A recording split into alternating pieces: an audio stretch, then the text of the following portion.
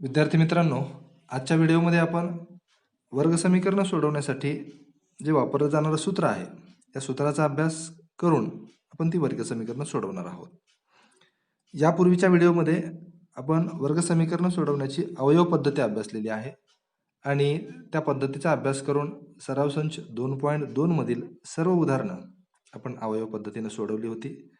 आजच्या या व्हिडिओमध्ये आपण वर्ग समीकरण सोडवण्यासाठी कोणत्या सूत्राचा वापर करतात आणि तो नेमका कसा करतात, त्या सूत्राचा वापर करून ते समीकरण कसं सोडवतात याचा अभ्यास आपण उदाहरणासहित करणार आहोत. वर्ग समीकरणाचं सामान्य रूप आपण अभ्यासलेलं आहे.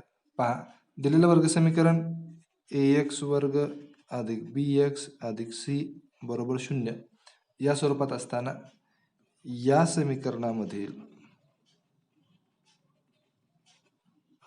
a, b व c यांच्या किमती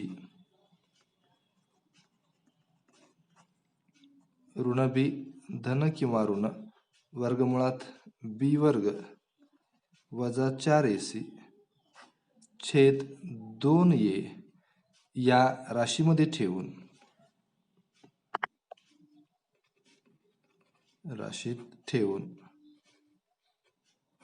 जर या राशीला आपण सोपे रूप दिले की आपल्याला या समीकरणाच्या उकली मिळतात.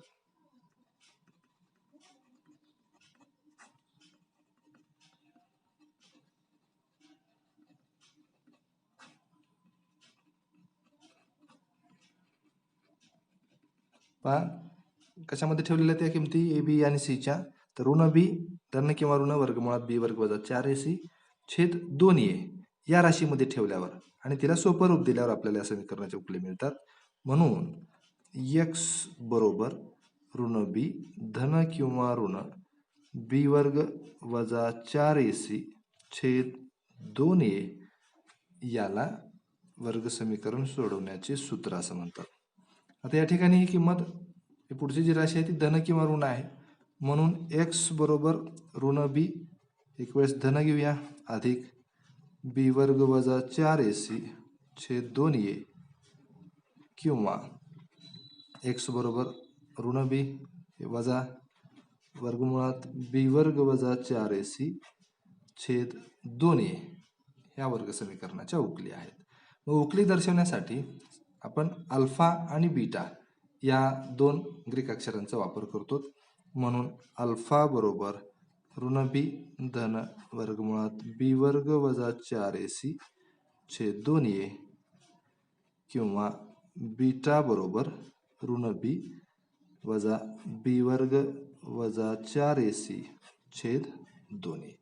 आता हे जे अल्फा आणि बीटा ही दोन अक्षर आपण वापरलेली आहेत, तर या दोन्हीपैकी कोणत्याही उकलीला यापैकी कोणतंही अक्षर वापरलं तरी चालतं आणि राहिलेल्या उकलीला दुसरं अक्षर वापरायचं असतं. म्हणजे इथं मी बीटा पण वापरू शकतो किंवा इथं अल्फा पण आपल्याला वापरता येईल. आता आपण या सूत्राचा वापर करून वर्ग समीकरण सोडवणार आहोत. यामध्ये सराव संच 2.4 मधील उदाहरण आपण सोडवणार आहोत. सराव संच 2.3 जो आहे, म्हणजे याच्या अगोदरचा सराव संच, तो पूर्ण वर्ग पद्धतीने वर्ग समीकरण सोडवण्याचा आहे. मात्र ती पद्धती, पूर्ण वर्ग पद्धती वर्ग समीकरण सोडवण्याची, ही या वर्षीच्या पाठ्यक्रमामधून वगळण्यात आलेली आहे, म्हणून आपण तो पोर्शन सोडून दिलेला आहे. सराव संच 2.4 त्यातला पहिला प्रश्न आहे, खालील वर्ग समीकरणांची सामान्य रूपाशी तुलना करून ए, बी व सी च्या किमती लिहा. पहा, पहिलं उदाहरण आहे, दिलेलं समीकरण एक्स वर्ग वजा 7x अधिक 5 बरोबर 0. हे अगोदर जसंच्या तसं लिहूया. एक्स वर्ग वजा 7x अधिक 5 बरोबर 0. आता दिलेलं समीकरण हे सामान्य रूपात लिहिलेलं आहे, म्हणजेच ax वर्ग अधिक bx अधिक c या स्वरूपात लिहिलेलं आहे. इथं फक्त आपल्याला त्याची तुलना करायची आहे. या समीकरणाची तुलना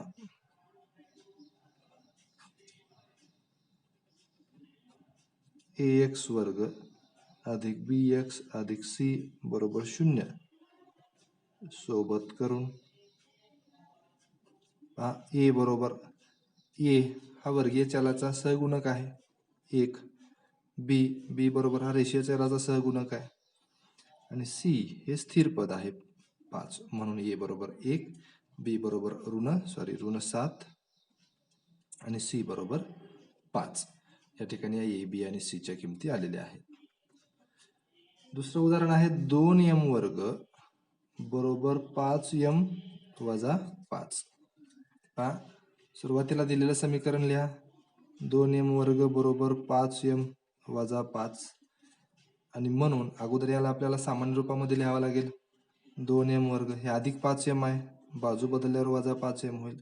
ऋण 5 आहे, बाजू बदलल्यावर धन 5 होईल, बरोबर 0. या समीकरणाची तुलना, कारण आता हे समीकरण सामान्य रूपामध्ये आलेलं आहे, याची तुलना फक्त त्याच्यासोबत म्हणजे सामान्य रूपासोबत करायची. ax वर्ग अधिक bx अधिक c बरोबर 0 सोबत करून ए बरोबर वर्गीय चलाचा सहगुणक 2, बी बरोबर हा रेषीय चलाचा सहगुणक ऋण 5 आणि सी बरोबर म्हणजे स्थिर पद हे आहे 5. या ठिकाणी ए बी आणि सी च्या किमती आपण या सामान्य रूपाशी तुलना करून काढलेल्या आहेत. तिसरं समीकरण आहे y वर्ग वजा y वर्ग बरोबर 7y. याला सामान्य रूपामध्ये लिहूया. y वर्ग हे धन 7y आहे, बाजू बदलल्यावर ऋण 7y होईल, स्थिर पद नाही म्हणून आपण तिथं 0 लिहूया. अधिक 0 बरोबर 0. आता हे समीकरण सामान्य रूपामध्ये आलंय म्हणून आता याची तुलना, या समीकरणाची तुलना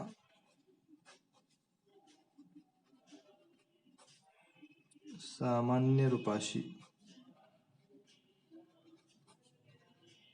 करून किंवा एक्स वर्ग अधिक बी एक्स अधिक सी सोबत करून ए बरोबर 1, बी बरोबर पहा ऋण 7 आणि सी बरोबर 0. इथं पण आपण ए बी आणि सी च्या किमती काढलेल्या आहेत. दुसरा प्रश्न आहे खालील वर्ग समीकरणे सूत्राचा वापर करून सोडवा. पहिलं समीकरण आहे एक्स वर्ग अधिक 6x अधिक 5 बरोबर 0. अगोदर दिलेलं समीकरण लिहूया. एक्स वर्ग अधिक 6x अधिक 5 बरोबर 0. आता दिलेलं वर्ग समीकरण सूत्राचा उपयोग करून सोडवण्यासाठी आपल्याला ए बी आणि सी च्या किमती माहीत असल्या पाहिजेत. मग आता इथं म्हणून ए बरोबर पहा तसं आता याची किंमत कशी काढतोय आपण, तर या वर्ग समीकरणाची तुलना ax वर्ग अधिक bx अधिक c सोबत करून काढतोय. आता याच्या अगोदरचा जो प्रश्न आपण सोडवलाय इथं फक्त ए बी आणि सी च्याच किमती काढायच्या होत्या म्हणून आपण हे वाक्य लिहिलेलं आहे. आता इथं आपल्याला हे समीकरण सोडवायचंय सूत्राचा वापर करून, त्यामुळे तिथं हे वाक्य लिहिणं अपेक्षित नाही. तुम्ही डायरेक्ट ए बी आणि सी च्या किमती लिहू शकता.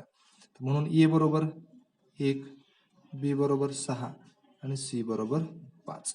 सूत्र काय आहे तर एक्स बरोबर वजा बी धन किंवा ऋण बी वर्ग वजा 4ac छेद 2a हे सूत्र आहे. आता या सूत्रानं हे उदाहरण सोडवण्यासाठी अगोदर आपण या वर्गमुळातली जी किंमत आहे ही किंमत काढून हे नंतर बी आणि ए च्या किमती आपण या समीकरण सूत्रामध्ये ठेवून आपण याच्या उकली काढतो. म्हणजे सुरुवातीला आपण ह्या वर्गमुळातला जो भाग आहे बी वर्ग वजा 4ac याची किंमत काढतो. पहा आता बी वर्ग वजा 4ac बरोबर हे 6चा वर्ग वजा 4 गुणिले ए बरोबर 1 आहे आणि सी बरोबर 5 आहे. 6चा वर्ग 36 वजा 4 पंचे 20 बरोबर आलं हे 16. आता एक्स बरोबर आता सूत्र लिहूया वजा बी धन किंवा ऋण बी वर्ग वजा 4ac छेद 2a आणि म्हणून एक्स बरोबर किमती ठेवायच्यात.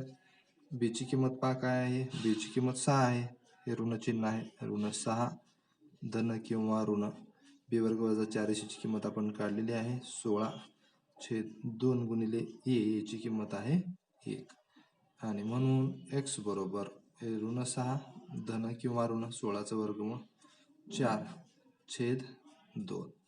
तर म्हणून एक्स बरोबर हे ऋण 6 अधिक 4 छेद 2 किंवा एक्स बरोबर ऋण 6 ऋण 4 छेद 2 हे धन किंवा ऋण असल्यामुळे इथं दोन किमती तयार झालेल्या आहेत. आणि म्हणून एक्स बरोबर ऋण 6 आणि धन 4 हे ऋण 2 छेद 2 म्हणून x बरोबर ऋण 1 किंवा इथं पहा x बरोबर ऋण 6 ऋण 4 बेरीज येईल ऋण 10 छेद 2 म्हणून x बरोबर बेपंचे 10 हे ऋण 5 म्हणून या वर्ग समीकरणाच्या उकली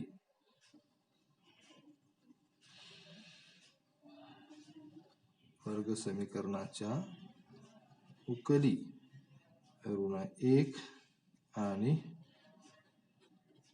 ऋण 5 या आहेत. पहा इथं या समीकरण सूत्राचा वापर करून आपण हे वर्ग समीकरण सोडवलेलं आहे. मात्र सुरुवातीला या सूत्रामधील हा वर्गमुळातला जो भाग आहे बी वर्ग वजा 4ac याची किंमत आपण काढलेली आहे. कारण याच्या किमतीवरनं आपल्याला या वर्ग समीकरणाच्या मुळाचं स्वरूप ठरवता येतं. तर ते पुढं भाग आहे याच्या थोडासा पुढं, त्यामुळे हा अगोदर सांगितलेला नाही. मात्र वर्ग समीकरण या सूत्राचा वापर करून सोडवत असताना नेहमी बी वर्ग वजा 4ac ची किंमत आपण अगोदर घेऊन जर हे सोडवलं तरी आपल्याला सोडवायला सोपं जातं. तर हे असंच सोडवलं पाहिजे असं नाही, आपण डायरेक्ट याच्यामध्ये पण किंमत ठेवू शकतो. मात्र पुढे कॅल्क्युलेशन याच्यापेक्षा थोडंसं अवघड जातं. त्यामुळं या पद्धतीनं तुम्ही हे उदाहरणं सूत्राचा वापर करून सोडवावीत. पहा दुसरं उदाहरण आहे x वर्ग वजा 3x वजा 2 बरोबर 0. दिलेलं वर्ग समीकरण सामान्य रूपामध्ये आहे म्हणून आपण इथे a, b आणि c च्या किमती काढून घेऊया. a बरोबर 1, b बरोबर ऋण 3 आणि c बरोबर ऋण 2.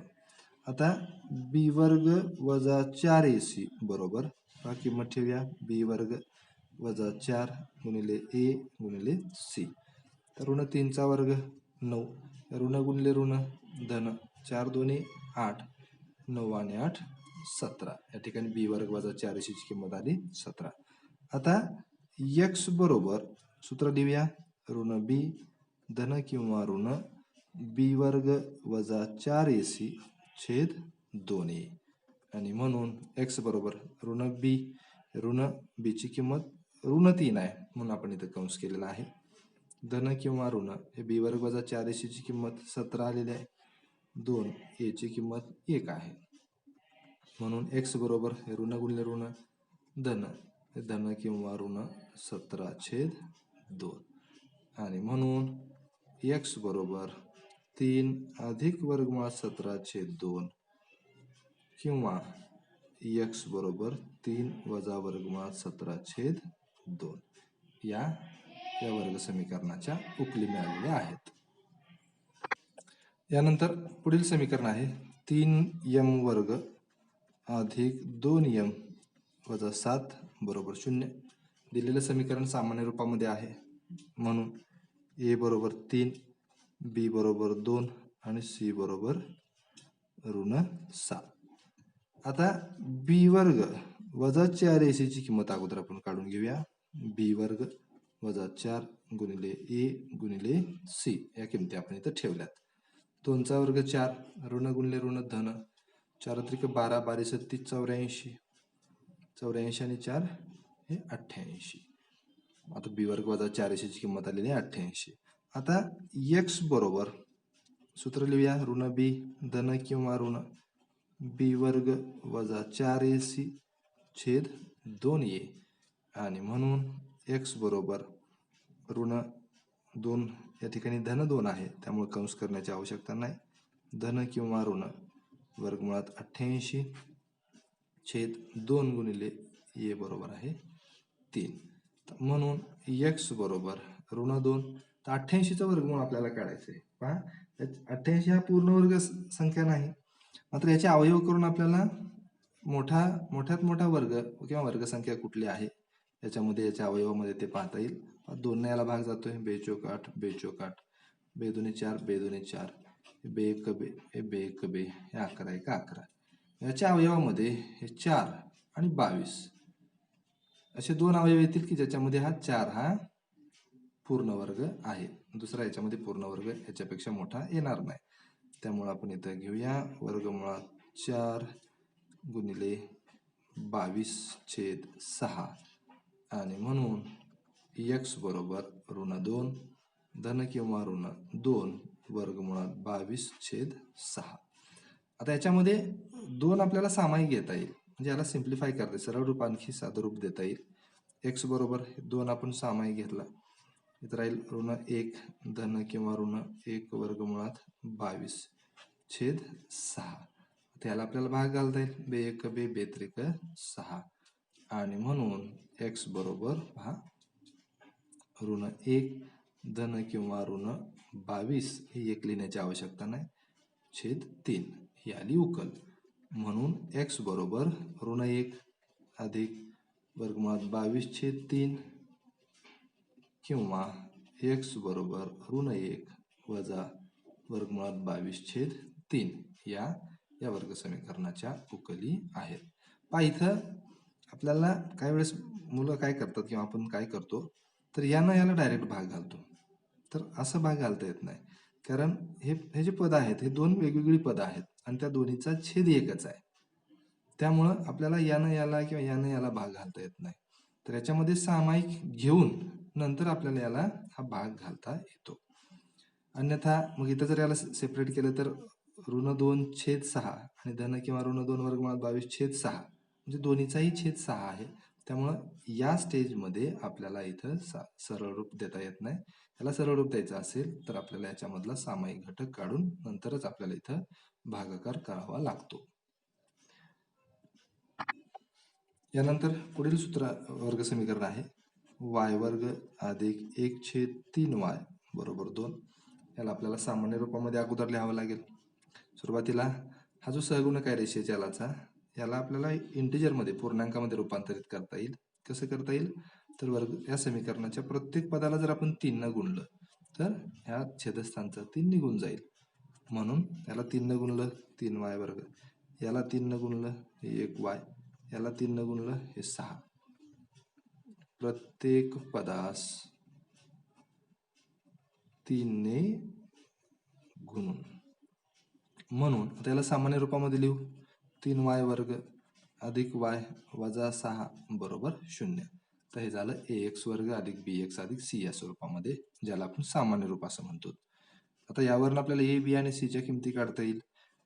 म्हणून a बरोबर 3, b बरोबर 1 आणि c बरोबर ऋण 6.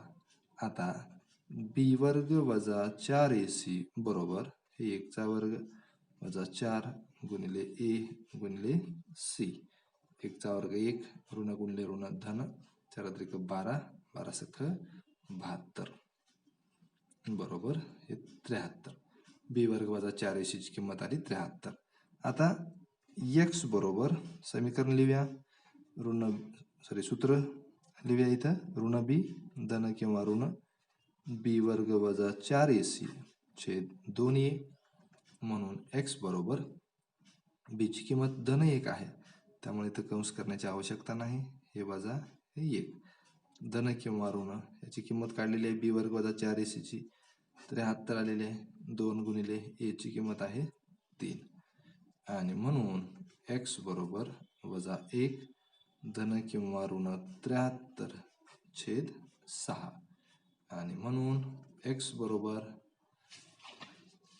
ऋण 1 अधिक वर्गमुळात 73/6 किंवा x बरोबर ऋण 1 वजा वर्गमुळात 73/6 या आल्या या वर्ग समीकरणाच्या उकली.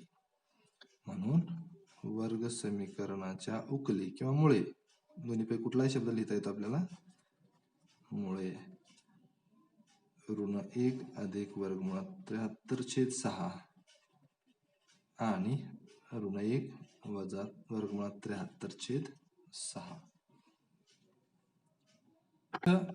इथं आणखी एक उदाहरण आहे 6वं, आणि 4थं पण आपण इथं घेतलेलं नाही. 6 पैकी 4 उदाहरणं आपण इथं सोडवलेली आहेत. हे राहिलेलं 4थं आणि 6वं हे यासारखंच आहे किंवा याच्यापेक्षा सोपं आहे. अगोदरची जी उदाहरणं सोडवली तशी आहेत, तर तीही उदाहरणं तुम्ही आपल्या वहीमध्ये सोडवायची आहेत. तर या सराव संचातला तिसरा प्रश्न आहे. प्रश्न तिसरा, x वर्ग अधिक 2 वर्गमुळात 3x अधिक 3 बरोबर 0 हे वर्ग समीकरण सूत्राचा वापर करून खालील प्रवाह आकृतीत दिलेल्या माहितीच्या आधारे सोडवा. आता पाठ्यपुस्तकामध्ये आपल्याला प्रवाह आकृती दिलेली आहे, म्हणजे स्टेप्स दिलेल्या आहेत, पायऱ्या दिलेल्या आहेत, त्या पायऱ्या चौकटीमध्ये दिलेल्या आहेत. अशा आकृतीला प्रवाह आकृती असं म्हणतात. तर यामध्ये पहिली पायरी आहे की या समीकरणाची तुलना ax वर्ग अधिक bx अधिक c बरोबर 0 सोबत करून a, b आणि c च्या किमती आपल्याला काढायच्या आहेत. म्हणजे या अगोदरची उदाहरणं आपण ज्या पायऱ्याने सोडवलेली आहेत त्याच पायऱ्या आहेत, फक्त इथं या आकृती स्वरूपामध्ये याची उकल दिलेली आहे. हा दिलेलं समीकरण लिहूया अगोदर. x वर्ग अधिक 2 वर्गमुळात 3x अधिक 3 बरोबर 0. त्याची तुलना ax वर्ग अधिक bx अधिक c सोबत करून या समीकरणाची तुलना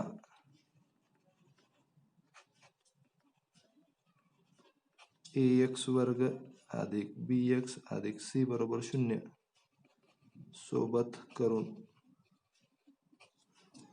a बरोबर 1, b बरोबर 2 वर्गमुळात 3, c बरोबर 3. तर पहिली पायरी झाली. तर दुसऱ्या पायरीमध्ये b वर्ग वजा 4ac ची किंमत आपल्याला काढायची. आता b वर्ग वजा 4ac बरोबर b 2 वर्गमुळात 3 आहे त्याचा वर्ग वजा 4 गुणिले a गुणिले c. पहा वर्गमुळात 3चा वर्ग 3, 2चा वर्ग 4, 4 त्रिक हे 12 वजा 4 त्रिक 12, 12 वजा 12 बरोबर 0. म्हणजे b वर्ग वजा 4ac ची किंमत आलेली आहे 0. आता वर्ग समीकरण सोडवण्याचं सूत्र लिहायचं आहे. x बरोबर वजा b धन किंवा ऋण b वर्ग वजा 4ac छेद 2a. आणि आता सूत्रामध्ये या किमती ठेवून याची उकल आपल्याला काढायची आहे. पहा तर म्हणून x बरोबर वजा b ची किंमत आहे 2 वर्गमुळात 3 धन किंवा ऋण 0 छेद 2 गुणिले a. म्हणून x बरोबर ऋण 2 वर्गमुळात 3 छेद 2. धन किंवा ऋण 0 आहे, याची किंमत 0 येईल आणि त्यामुळे त्यामध्ये 0 मिळवलं काय किंवा वजा केलं काय किंमत तीच राहील. आणि म्हणून x बरोबर याला सिम्प्लिफाय करता येईल, सरळ रूप देता येईल. बेक बे म्हणजे 1 वर्गमुळात 3 म्हणजेच वर्गमुळात 3. म्हणजेच x ची किंमत ही ऋण वर्गमुळात 3 आलेली आहे. म्हणून वर्ग समीकरणाची उकल एकच उकल आलेली आहे, ऋण वर्गमुळात 3.